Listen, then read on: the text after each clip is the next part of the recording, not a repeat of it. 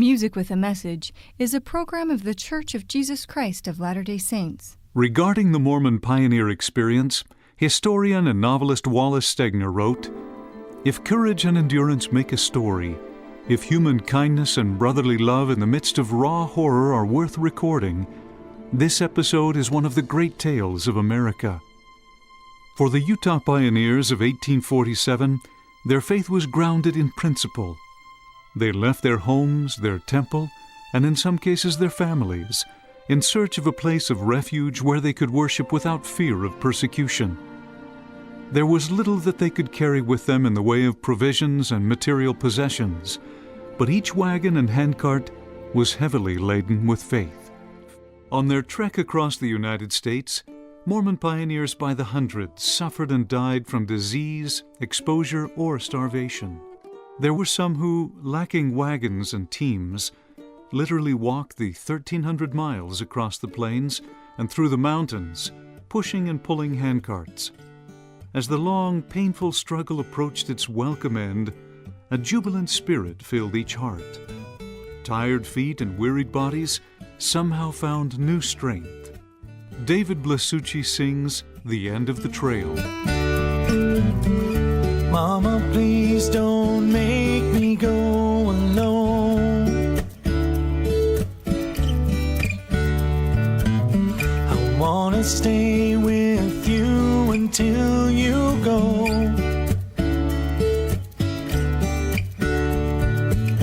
You say these strangers, they'll take good care of me. And even though I'm only 9 years old, this is how it has to be.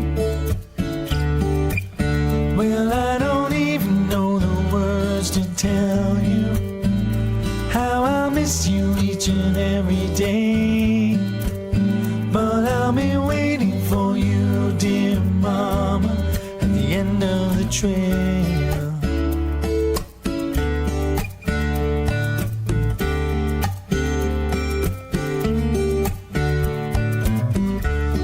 The sound of the bugle at 4 a.m.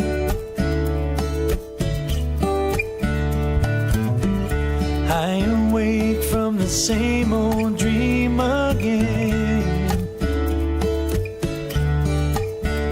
praying, Father in heaven, please let this be the day that I blink my eyes and see my mama's face. Father, I don't even know the words to tell you how I miss her each and every day. Please let her know that I'll be waiting at the end of the trail.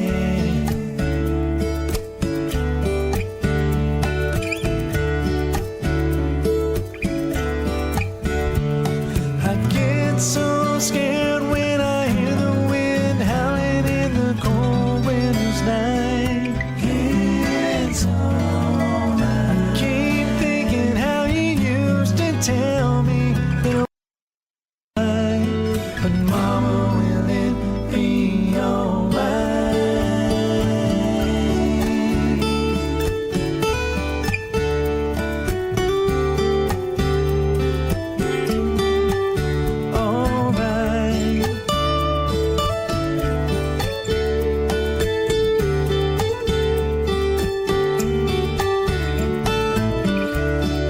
Settled in the West for 3 long years. And every day I climb the fence, hoping you'll be here. But suddenly I see a dust-covered face. I know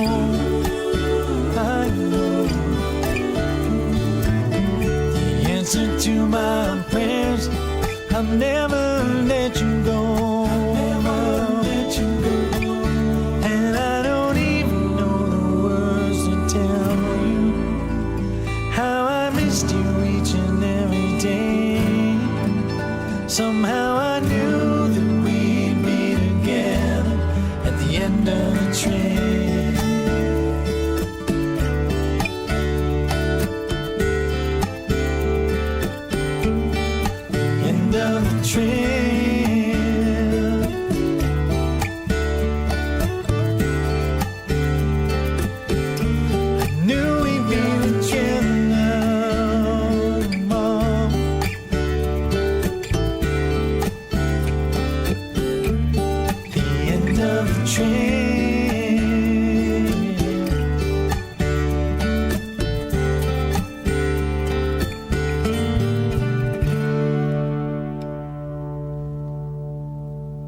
Life isn't always easy. At some point in our journey, we may feel much as the pioneers did as they crossed Iowa, up to our knees in mud, forced to bury some of our dreams along the way. We all face rocky ridges, with the wind in our face and winter coming on too soon. Sometimes it seems as though there is no end to the dust that stings our eyes and clouds our vision. Sharp edges of despair and discouragement jut out of the terrain to slow our passage.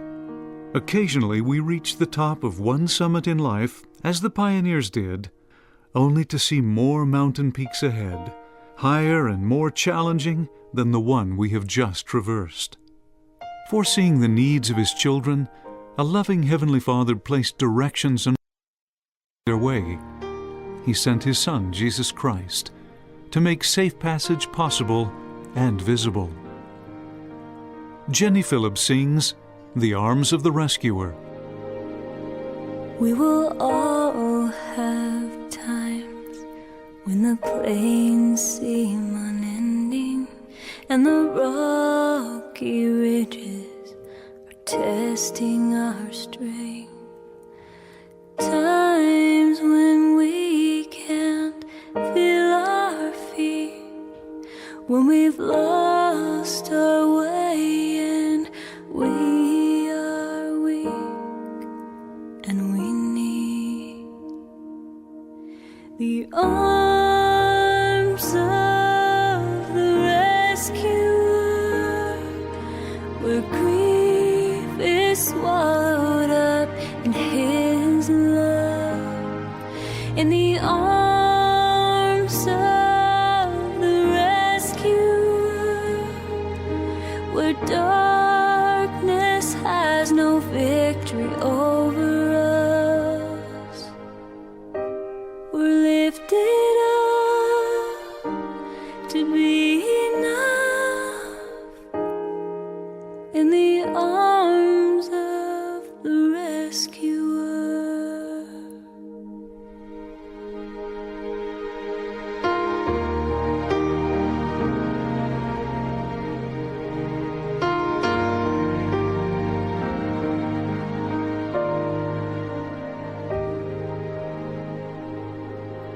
We will all have days when we feel out of chances, when we've wrecked our heart, when we've failed again.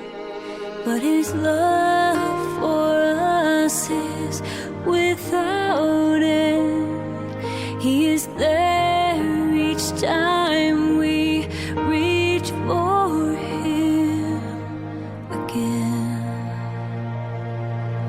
The arms of the rescuer, where grief is swallowed up in His love, in the arms of the rescuer, where darkness has no victory over us. We're lifted up to be enough in the arms of the rescuer.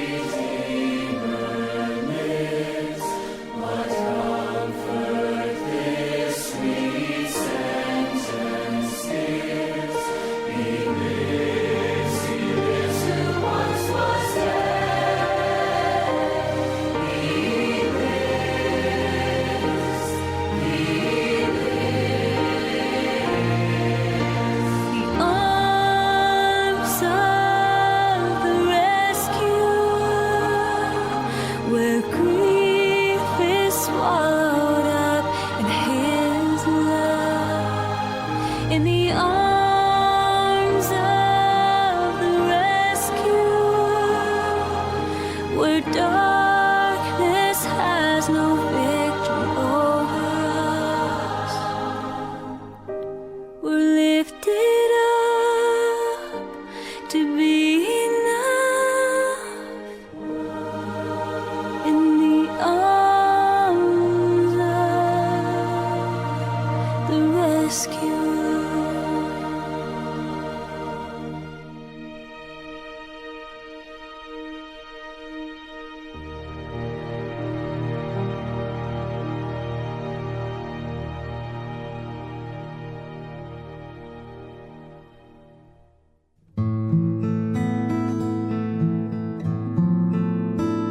It is not enough to study or reenact the accomplishments of our pioneers. We need to identify the great eternal principles they applied to achieve all they achieved for our benefit, and then apply those principles to the challenges of our day. In that way, we honor their pioneering efforts, and we also reaffirm our heritage and strengthen its capacity to bless our own posterity and those millions of our Heavenly Father's children who have yet to hear and accept the gospel of Jesus Christ. We are all pioneers in doing so. Tapping unseen reservoirs of faith and endurance, we, as did our forebears, inch ever forward toward that day when our voices can join with those of all pioneers who have endured in faith, singing, "All is well, all is well." Libby Linton sings, "Come, come, ye saints." Come, come, ye saints, no toil nor labor fear, but with joy wend your way.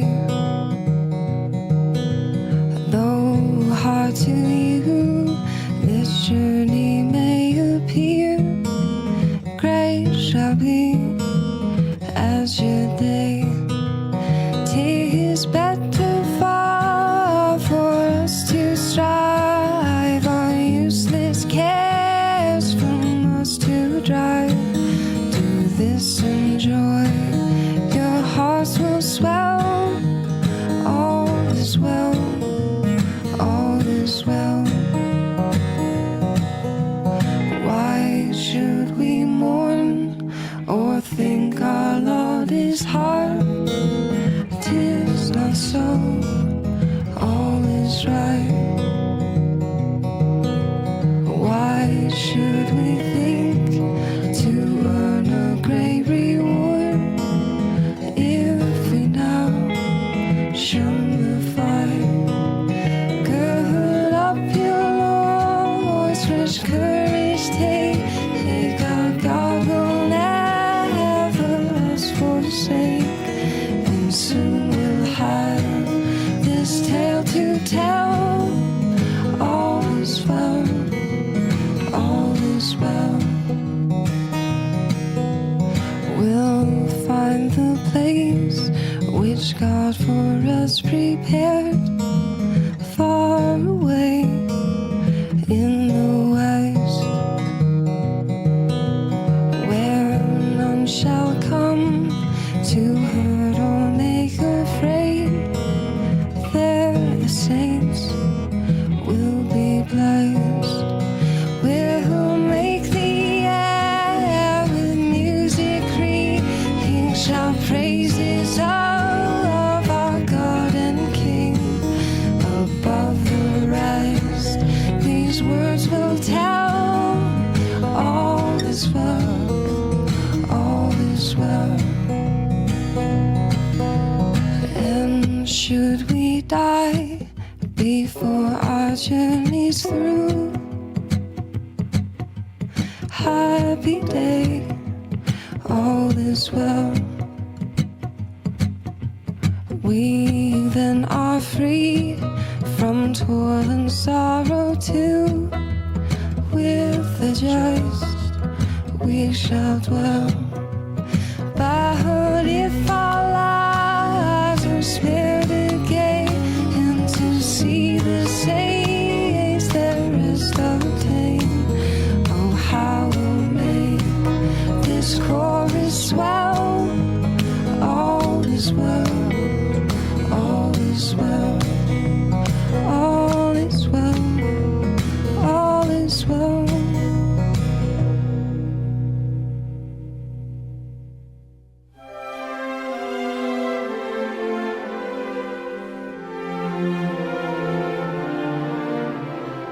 We praise what the pioneers' unselfishness and sacrifice have done for us, but that is not enough. We should also assure that these same qualities are guiding principles for each of us as we have opportunities to sacrifice for our nations, our families, our quorums, our members, and our church.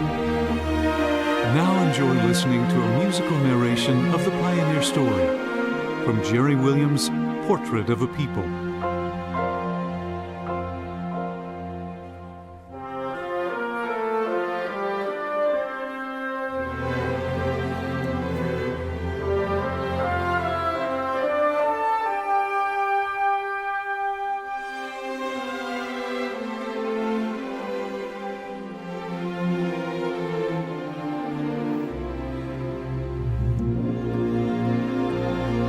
These are the best people on earth. Little do they know the trials that await them. Some of the last words Joseph Smith spoke as he turned toward Carthage. I do not have a name, I have countless names, for I am a people. I am every man, woman, and child who has served a role in painting the picture of the last dispensation. I am found in crowded cities and in remote Nebraska graves. From the South Seas to the Rocky Mountains, from a high-tech computer programmer to a village school teacher, I am holding invisible hands with fellow carpenters as we build a kingdom. I am a portrait of a people.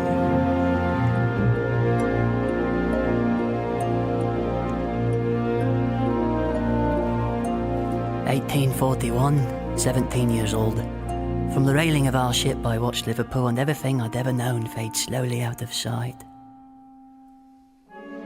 Weeks later we arrived in New Orleans and headed up the Mississippi on the Maid of Iowa. Within 5 or 6 miles of the place we heard the captain's cry, "Nauvoo to be seen." We rushed to the railing of the boat as the city seemed to rise gradually from the sea.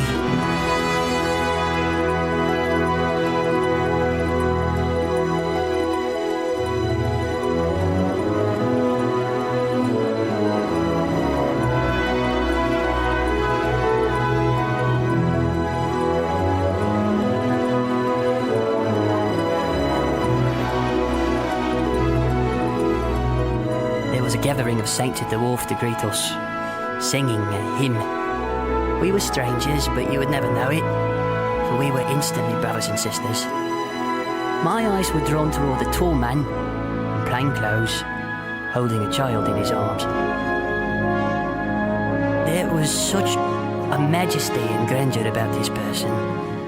I had not the impudence to even speak to him for fear of interrupting the scene.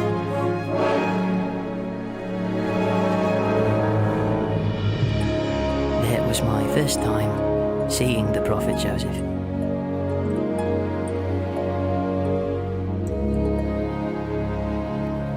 A marvelous work is about to come forth.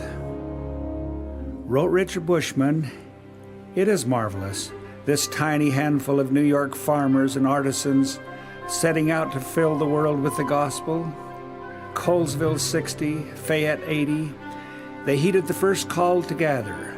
A young eyewitness says, I distinctly remember seeing the followers on the east side of the Susquehanna River, some 20 or 30 men, women, girls, and boys on foot, and in 2 old-fashioned Western emigrant wagons drawn by oxen, making their way to the Ohio. Soon everywhere was heard the sound of the saw, the axe, the hammer, and in a short time the people had turned the hills and dales of the entire region into a garden.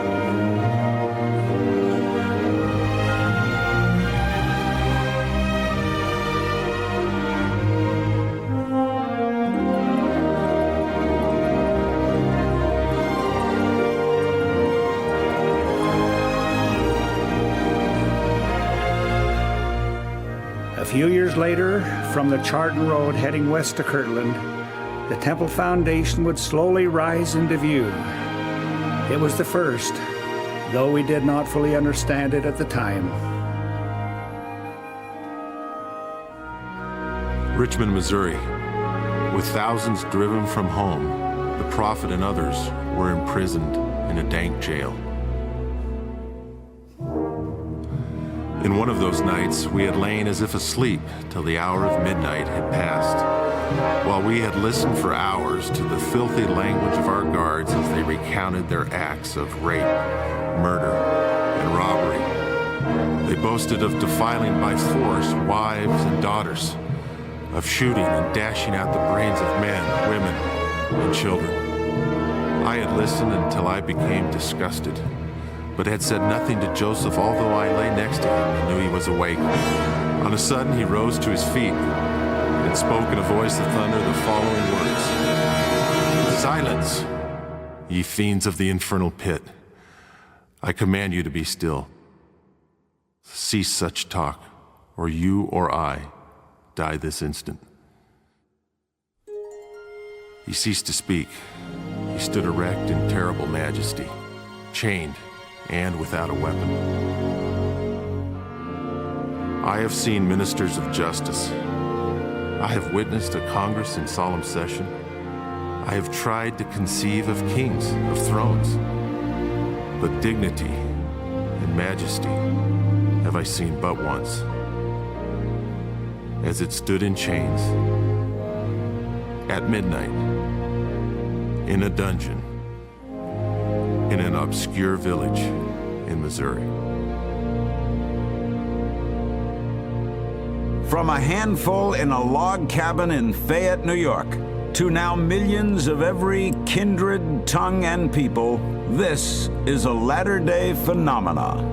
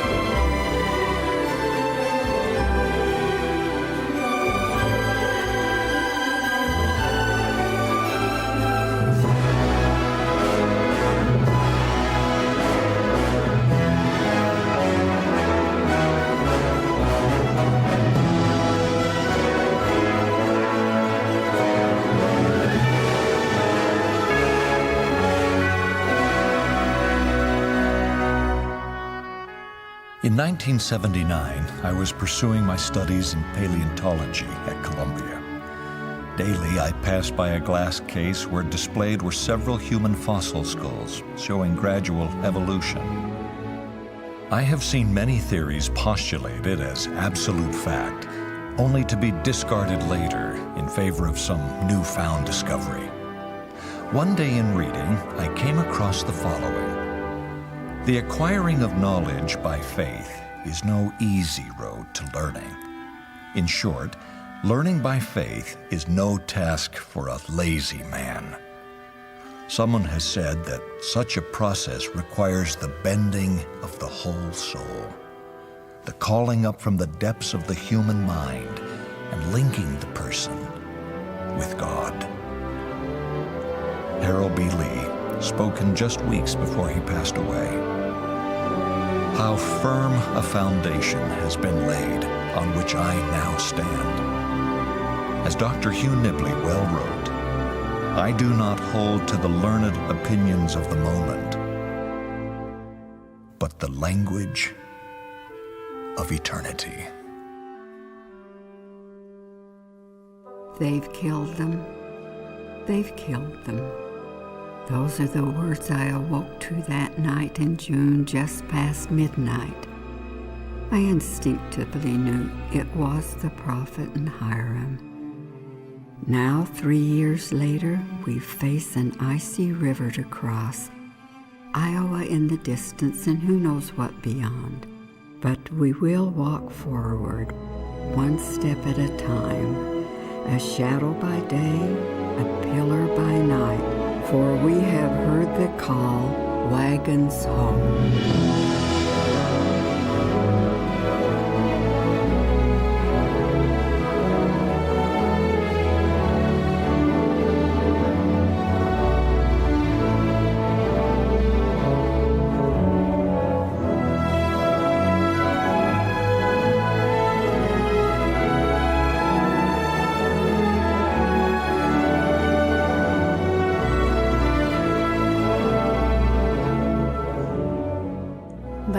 what a sight to see, aged men, women, and children, and young maidens plodding along through the snow several inches deep, with icicles dangling to their skirts and pants as they walked along, pushing and pulling their handcarts.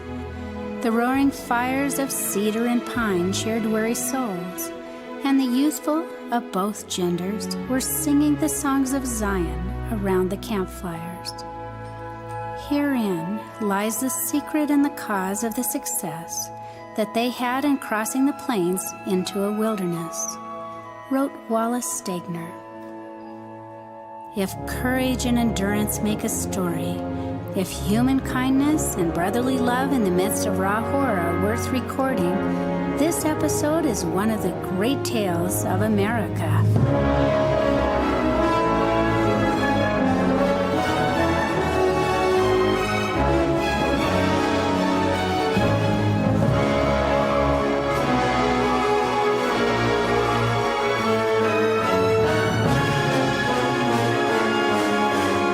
On my Pioneer cell phone, my brother called to say he saw us on the NBC Nightly News with Tom Brokaw, a piece on our reenactment of the Mormon Trail. Since Iowa, I've ridden some 800 miles on horseback. When we approached Rocky Ridge, where the 1856 company lost so many souls to the cold, I got off and began pulling a handcart, like my great-grandparents before. They were with me today.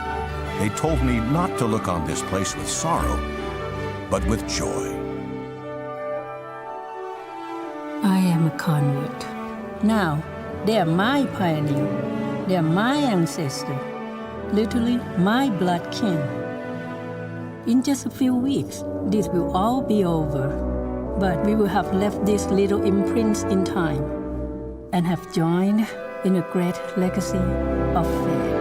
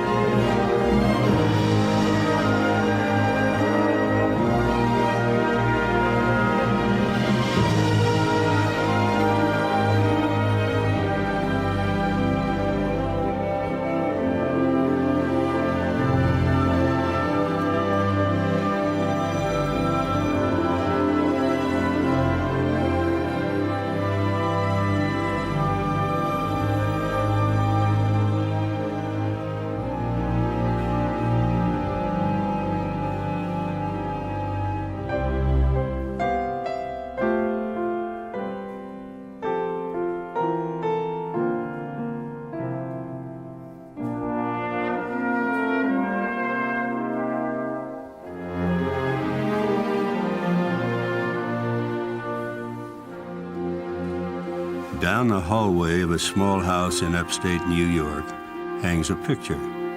The grandchildren running down the hall rarely look up to notice. It is a portrait of Harriet Strand. She is one of the thousands who lifted a stone to help build a common monument. She appeared on the canvas like so many others, executed a faithful role, and then quietly slipped out of view for the next to draw. One of the rank and file of whom Joseph Smith wrote the following: "The standard of truth has been erected. No unhallowed hand can stop the work from progressing. Persecutions may rage, mobs may combine, armies may assemble, but the truth of God will go forth boldly, nobly, till it has penetrated every continent, visited every clime, swept every country, and sounded in every ear, till the purposes of God shall be accomplished. And the great Jehovah shall say, the work is done."